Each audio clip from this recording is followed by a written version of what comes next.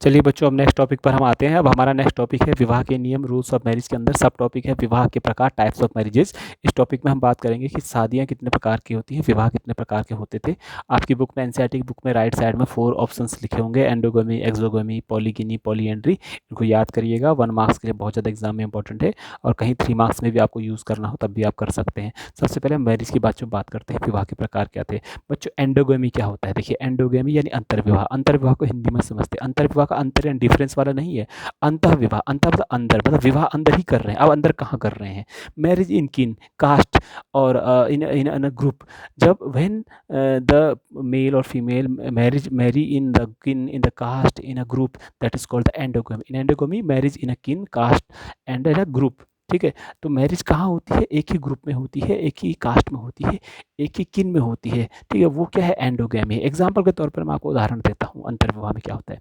तो ब्राह्मण क्या है? अपने आप में ब्राह्मण, आप बोलोगे कास्ट है, चलो मान लीजिए कास्ट है, तो ब्राह्मण किससे शादी करेगा? ब्राह्मण से ही शादी करेगा। तो ये क्या अपने आप में अंतर्विवाह है। दूसरी बात है, अगर ब्राह्मण को आप अगर कास्ट नहीं मानते, आप क्या मानो? ग्रुप मानोगे। एक ग्रुप है पूरा का पूरा, पूरे भारत में फैला हुआ बहुत बड़ा ग्रुप है ना? ग्रुप ही तो है। पहले छोटे रहे होंगे, संतानें पैदा हुई, बड़ी और बहुत बड़ा ग्रुप बन गया। तो ब्राह्मण ब्राह्मण से ही शादी करेगा, ब्राह्मण ब्राह्मण से ही शादी करेगा, तो क्या है? एंडोगैमी है। छत्री छत्री से ही शादी करेगा, क्या है? एंडोगैमी है। आपके गांव में देखिए आप लोग क्या करते हैं, शादी ब्राह्मण ब्राह्मण से करता है, छत्री छत्री से करता है। आमतौर पर ना, अब सोसाइटी चेंज हो रही है, लेकिन मैं एंशियंट टाइम की बात कर रहा हूँ। तो in endogamy they marry in the kin, in caste और in a group, that is called the endogamy. ठीक है, अगर हम ट्राइबल एरिया की बात करें, आप देखिए ट्राइबल एरिया में जरूरी नहीं है कि वो ब्राह्मण छत्री वैसे शूद्र जैसे डिफरेंसेस में बटे हों, लेकिन अगर ट्राइबल एरिया के लोग भी जो होते हैं दूसरी टाइप में शादी नहीं करते हैं, या फिर दूसरे रिलीजन में शादी नहीं करते हैं, तो वो भी एंडोगैमी ही कहलाएगा। तो when people marry in their kin, in their caste only, in their group only, that is called the endogamy. जब लोग अपने समूह में ही, अपनी जाति में ही, अपने कुल में ही शादी करते हैं, वो अंतर्विवाह कहते हैं। आज भी भारत में एंडोगैमी को ही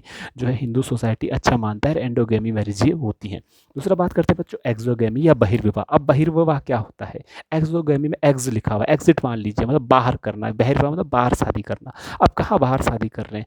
व्हेन मैरिज इन किन, outside the kin, caste or in the group, outside the group, that is the exogamy. When people marry outside the kin, outside the caste, outside the group, that is called the exogamy. गोत्र से बाहर विवाह करते हैं ना। देखिए, मानते हैं ना, हर जो लोग हिंदू धर्म में मानते हैं ना कि हर व्यक्ति का एक गोत्र होता है, ऋषियों के नाम से गोत्र निकले हुए हैं। ठीक है, तो जब लोग क्या करते हैं, अपने कुल से बाहर करते हैं शादी, जाति से बाहर करते हैं, समूह से बाहर करते हैं, उसको एक्सोगमी कहा जाता है। मान लीजिए कि ब्राह्मण हो गया, ब्राह्मण ने शादी कर ली किसी और से, तो उसको हम एक्सोगमी कह सकते हैं। तो लोग अपने समूह से जब बाहर हट के शादी करें, that is called the exogamy. ठीक है, कुल से बाहर शादी कर रहे हैं, कास्ट से बाहर शादी कर रहे हैं, जाति से बाहर शादी कर रहे हैं, तो वो क्या है? एक्सोगैमी कहलाएगा। गोत्र से बाहर शादी करना ही एक्सोगैमी कहलाता है। 2 बातें आप ध्यान में रखिएगा, छोटे से छोटा वीडियो में बना रहा हूँ। सेकंड है आपका पॉलीएंड्री यानी बहुपत्नी विवाह, बहुपति विवाह, पॉलीएंड्री, बहुपति विवाह। बहुपति विवाह में नाम ही शब्द इसमें क्लियर है, वुमन हैव सेवरल हस्बैंड्स। एक महिला के कई पति होते हैं। किसमें होते हैं? बहुपति विवाह में। आज भी ये ट्रेडिशन जो है इंडिया के हिमालयन रीजन में पाया जाता है, हिमालयी क्षेत्रों में पाया जाता है। पॉलीएंड्री यानी एक ही महिला के बहुत सारे पति होते हैं। धीरे धीरे ये परंपरा जो है खत्म होती जा रही है, कम इसमें हो रही है।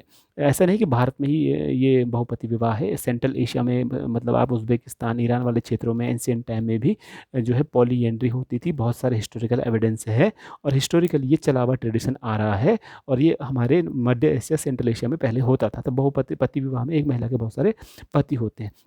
पॉलीगिनी की बात करते हैं, बहुपत्नी विवाह चौथे प्रकार का विवाह है या तीसरे प्रकार का विवाह है, जिसमें एक पुरुष की कई पत्नियां होता है। मेल हैव सेवरल वाइफ्स, या हस्बैंड हैव सेवरल वाइफ्स, या मेल हैव सेवरल वाइफ्स। ठीक है, पॉलीगिनी में क्या होता है? एक पुरुष की कई पत्नियां होती हैं। देखिए, एंशिएंट टाइम से आप देखिए, हमारा जो हिंदू समाज है वहाँ पर ये प्रथा कम मिलेगी आपको, और बहुपत्नी ज़्यादा प्रथा मिलेगी, यानी पुरुष जो है ज़्यादा पत्नियाँ रखता है। आप उदाहरण लीजिए, हमारे भगवान रामचंद्र या दशरथ थे, दशरथ जो थे, उनकी भी 3 रानियाँ थी। ठीक है, अगर आप श्री कृष्ण के नाम याद करिए तो कई बार एक्सप्लेनेशंस आता है कि श्री कृष्ण की बहुत सारी रानियाँ थी।